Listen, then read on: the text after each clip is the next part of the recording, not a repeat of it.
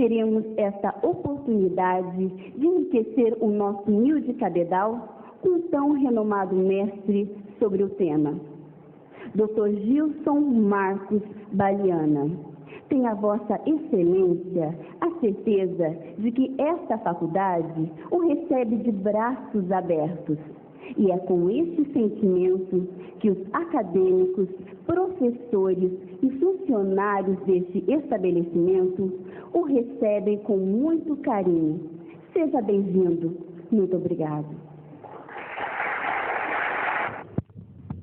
Nós queremos esclarecer aos alunos que o professor Gilson vai fazer a exposição, mas como o tema é de fundamental importância, de interesse de todos nós, ele vai colocar o microfone para que os interessados possam questionar sobre o sistema financeiro, as mudanças que o Brasil passa hoje e, portanto, a matéria é de muita importância. Então, nós passamos a palavra ao professor Gilson Marcos Baliana, que é inspetor do Banco Central e que discorrerá sobre o tema do sistema financeiro. Roberto, professores desta faculdade, acadêmicos e autoridades aqui presentes. Comparecer a esta faculdade, antes de mais nada, constitui para nós uma honra muito grande. A fama da Faculdade de Direito de Jacarezinho transcende já os limites da região onde ela se instala. Isso comprova o brio, a seriedade com que o ensino do direito é levado nesta faculdade. As recentes aprovações em concursos de nível nacional de alunos dessa faculdade vêm somente corroborar aquilo que já se sabia desta faculdade. Queria agradecer ao brilhantismo com que foi executado o número musical pela acadêmica Cleocida Silva. É muito bom ser recebido com música e muito mais ainda, música bem executada e música brasileira. Meus parabéns. Também queria agradecer as elogiosas palavras da acadêmica Tumiris Balaró, que tão brilhantemente conseguiu sintetizar a importância do sistema financeiro no âmbito não só econômico, mas político, jurídico e social. Até me deixou preocupado que daqui a pouco achei até que não teria mais assunto para falar, porque de tão abrangente que foi o seu comentário. Meus parabéns. E os parabéns são duplos pelo seguinte: ser recente hoje na comunidade de advogados especialistas em sistema financeiro. Há um grande ato, uma grande lacuna a ser preenchida pelos neoformandos, que venham atuar na área financeira, uma área específica, uma área difícil, e que hoje nós temos um grande sentimento de falta. Quando convidado a vir conversar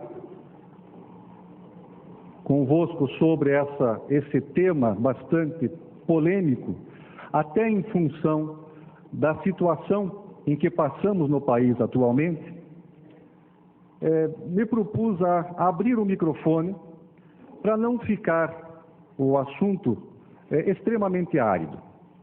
Há uma parte técnica a ser abordada e que vou abordar, mas há também a parte do conhecimento geral sobre a situação pela que passa o país atualmente, em função dos recentes escândalos financeiros, em função da recente mudança de moeda, em função da atuação do Banco Central do Brasil, do sistema financeiro como um todo. É interesse do Banco Central do Brasil, órgão que também aqui represento, por delegação do delegado regional, que me possibilitou estar aqui e, inclusive, agradece o convite. É interesse deste Banco Central também se fazer conhecer e explicar o porquê que as coisas acontecem. Como se vislumbra a possibilidade de um novo sistema financeiro, ainda por regulamentar, com base no artigo 192 da Constituição Federal. Tudo começa bem mais remotamente, com certeza. Hoje em dia, nós vemos que na nossa sociedade, nós não mais trabalhamos para satisfazer somente as nossas necessidades. Hoje, a divisão internacional do trabalho, ou a divisão do trabalho como um todo, nos faz simplesmente atender pequena parte das nossas necessidades. Hoje nós não mais cosemos nossas roupas, não mais construímos nossas casas com as próprias mãos, não mais confeccionamos nossas peças de utensílio como faziam os nossos ancestrais. Hoje, cada um de nós tem um assunto, tem uma área específica dentro da sociedade na qual prestará este serviço aos demais integrantes da mesma sociedade. Eu, como economista, vocês, como advogados, atuamos em um segmento específico da sociedade, mas não atuamos só para satisfazer as nossas necessidades. Eu sou economista para atuar na sociedade. Vós sereis advogados para atender os anseios da sociedade. Assim nós dividimos o nosso trabalho. Quando alguém necessitar de um advogado, quando eu precisar de advogado, vou recorrer ao advogado. Espero que quando se precisar de economista, procurem também um economista. Necessariamente não eu, porque eu não sei se conseguiria atendê-los convenientemente. Mas essa divisão é que é o assunto importante. Não satisfazemos mais nossas necessidades. E como conseguimos, então, satisfazer nossas necessidades de alimentação, de vestuário, enfim, tudo aquilo que é necessário para a nossa sobrevivência? Nós recorremos, então, àqueles que podem satisfazer. E aí surgem, então, os primeiros conceitos de moeda. Eu vou pedir, então, a Carla, que vem aqui me auxiliar. Em uma economia fechada, em uma economia pequena, nós poderíamos ter a ideia, então, de uma situação em que nós não precisássemos de moeda para transacionar. Imaginem vocês lá, naquela pequena ilha onde viviam lá Robinson Crusoe e o Sexta-feira, uma economia fechada, onde só tinha 2 pessoas na ilha. Com certeza, as trocas entre eles se faziam sem moeda. Não havia a mínima necessidade da existência de moeda. Mas hoje, em uma sociedade muito mais complexa, em uma sociedade muito mais populosa, onde os meios de satisfazer as necessidades crescem e as necessidades também crescem, a moeda passa a ter, então, uma perspectiva, uma necessidade muito maior. E a moeda, então, surge como alguma coisa que vai nos possibilitar, em primeiro lugar, ser um intermediário de troca. Robinson Crusoe e Sexta-feira, naquela ilha deserta, não tinham necessidade de ter alguma coisa como intermediário. Se um tinha peixes, o outro tinha bananas, era fácil trocar peixes por bananas e não havia necessidade de qualquer outro intermediário para facilitar essas trocas. Mas, se nós, extrapolando isso a uma sociedade muito mais complexa, nós vemos que esse intermediário de troca se faz necessário. A moeda passa a ser um ponto de referência para se possibilitar essa troca de bens e serviços entre as pessoas. Outra função da moeda é o de ser unidade de medida.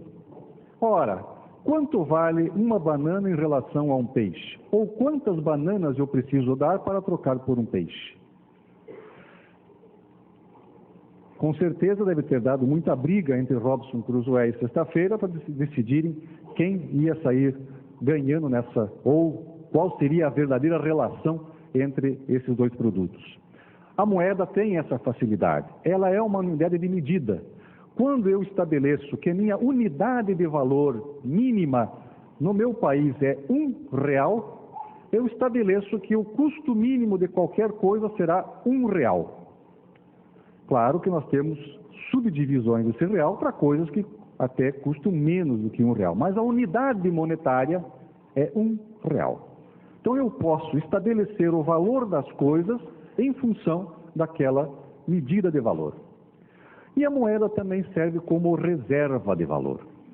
Se eu não posso satisfazer minhas necessidades, produzindo tudo aquilo que eu preciso, eu posso reservar um valor para, com esse valor, conseguir comprar de alguém que produza esse bem ou esse serviço que possa satisfazer as minhas necessidades. Pode desligar, cara. Em função disso, surge então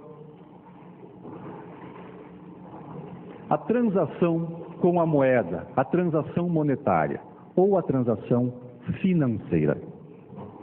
Sempre que se falar em moeda, sempre que se falar em fidúcia, nós vamos falar em financeiro, o sistema financeiro. O que é esse sistema financeiro? Carla, por favor, os outros. Na medida em que eu acumulo os recursos, eu passo a ter, então, moeda de sobra. Alguém começa a entesourar moeda, começa a reservar valor, a guardar valor. E o sistema financeiro, próximo, por favor, cara.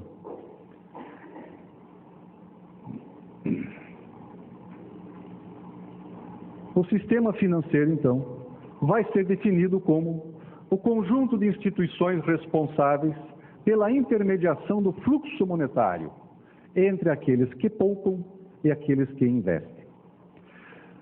A evolução